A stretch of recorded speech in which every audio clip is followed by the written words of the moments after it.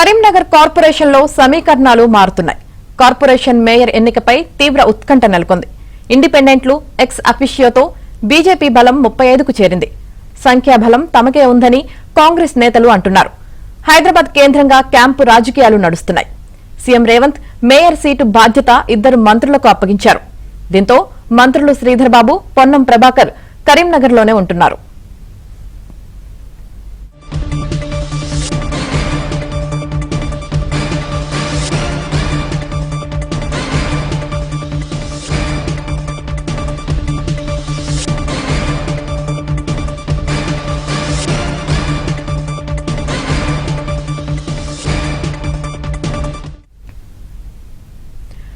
Karimnagar corporation లో సమీకరణాలు మారుతున్నాయి.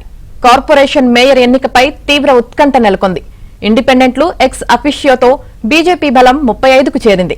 సంఖ్యాబలం తమకే ఉందని కాంగ్రెస్ నేతలు అంటున్నారు. హైదరాబాద్ కేంద్రంగా క్యాంపు రాజకీయాలు నడుస్తున్నాయి. సీఎం రేవంత్ మేయర్ సీటు బాధ్యత 2 మంత్రులకు అప్పగించారు. దీంతో మంత్రులు శ్రీధర్ బాబు, పొన్నం ప్రభాకర్ కరీంనగర్లోనే ఉంటున్నారు. ఇక ఇదే అంశానికి సంబంధించి పూర్తి సమాచారం మా ప్రతినిధి శ్రీనివాస్ అందిస్తారు. శ్రీనివాస్, యామిని, కరీంనగర్ మేయర్ పీఠాన్ని దక్కించుకునేందుకు బీజేపీ, కాంగ్రెస్ వ్యూహాత్మకంగా వ్యవహరిస్తున్నాయి. బీజేపీకి సంబంధించి స్థానిక ఎంపీ, కేంద్ర మంత్రి బండి సంజయ్ ఇప్పటికే కరీంనగర్ మేయర్ పీఠం దక్కించుకునేందుకు చాలా వ్యూహాత్మకంగా క్యాంపు రాజకీయాలు చేస్తూ అధికార పార్టీని కొంత ఇరకాటంలో పెట్టే ప్రయత్నం చేస్తున్నారు. అయితే మేజర్ మొత్తానికి కరీంనగర్ మున్సిపల్ కార్పొరేషన్లో 66 డివిజన్లు ఉన్నాయి. 66 డివిజన్లు ప్లస్ 3 ఎక్స్ అఫీషియో అంటే కేంద్ర మంత్రి బండి సంజయ్, స్థానిక MLA BRS Gangula Kamalakar, Congress MLA Manakondur Kavvampalli Satyanarayana, ఈ 3 ఎక్స్ అఫీషియో ఓట్లు, అలాగే 66 డివిజన్లు, మొత్తం 69 స్థానాలుంటే మ్యాజిక్ ఫిగర్ 35 అయింది. ఈ నేపథ్యంలో బీజేపీ మొత్తం 30 స్థానాలు గెలిస్తే 3 ఇండిపెండెంట్లు, ఒక ఆల్ ఇండియా ఫార్వర్డ్ బ్లాక్ అభ్యర్థి బీజేపీలో చేరటంతో 34 స్థానాలకు ఆ సంఖ్యాబలం పెరిగింది. అయితే ఇంకా ఒక ఓటు బండి సంజయ్కి సంబంధించి ఎక్స్ అఫీషియో ఓటు అంటే 35 అయింది. ఇంకొకటి కూడా వస్తే బీజేపీ మేయర్ పీఠం దక్కించుకునే అవకాశం కనిపిస్తోంది. అయితే కాంగ్రెస్ కూడా నిన్నటి వరకు రేసులో లేకుండా ఒక్కసారిగా వ్యూహాత్మకంగా తెర మీదికి వచ్చింది.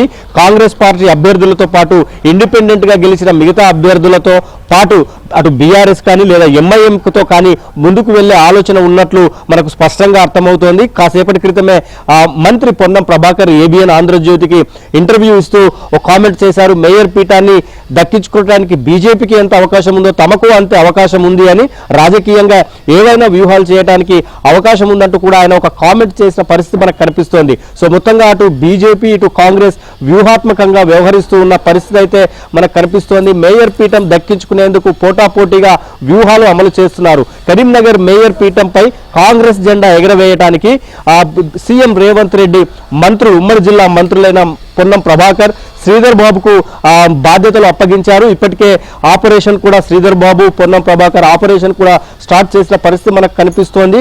ఒక ఇండిపెండెంట్ ప్రైవేట్ విద్యాసంస్థల అధినేత, ఒక ఇండిపెండెంట్ అభ్యర్థిగా గెలిచిన ఒక క్యాండిడేట్తో ఇప్పటికే సంప్రదింపులు జరిపి కొంతమందిని తీసుకురావాలని ఆదేశించినట్లు కూడా మనకు స్పష్టంగా సమాచారం అందుతుంది.